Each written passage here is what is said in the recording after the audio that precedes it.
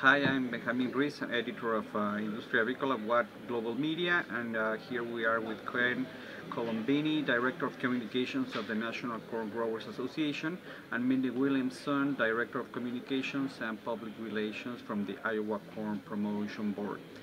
Hi, Mindy and Ken, how Hello. are you doing? Good. Good. Well, the reason I would like to talk to you is if you could please give us, what can we expect of the U.S. corn crop this year? Great. I'll let Ken take that one. Thank you. Well, right now we're looking at the possibility of a record corn crop of 13.8 billion bushels, and we're very excited about that. It's going to mean, as we've done every past year, is more than enough to meet all needs for corn, for ethanol, for livestock feed, and for all other uses. So we're looking at also the possibility of corn exports from the U.S. nearly doubling next year. So very excited about what's going on with the crop right now. That being said, the challenge will be how the weather plays out for the rest of the season until harvest time, because we're not quite harvesting yet, and there's a lot that can happen, and it has been happening the past few weeks with heat and dry weather. Okay. Yeah. And concerning price-wise, what can we expect?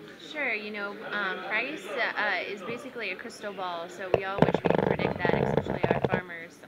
But I think what we're looking at is, a record crop, but we also have record demand, so that's a good thing for our farmers.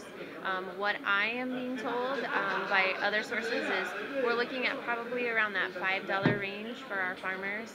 That's US dollars. So for an average, our markets change within the minutes. They used to change within the years, and now they change within the minutes. So it'll be interesting.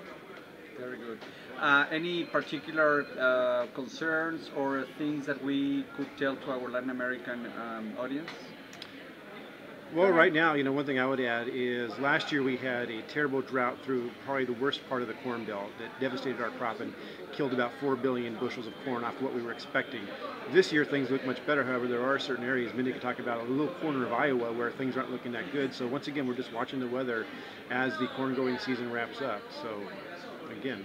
Yeah, there are only a few variables left that the farmer can't really control, and one of those is weather.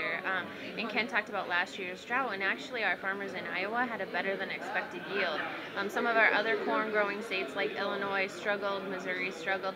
Iowa actually had a pretty good crop last year. We're about 2 weeks behind, so our farmers are hoping for a late frost. But with seed technology, better practices, they're actually doing pretty good. The latest report that I have looked at said about 154 bushels per acre in Iowa, so that's pretty good. Very good. Well, Ken and Mindy, thank you very much for your comments. You're welcome. Thank you.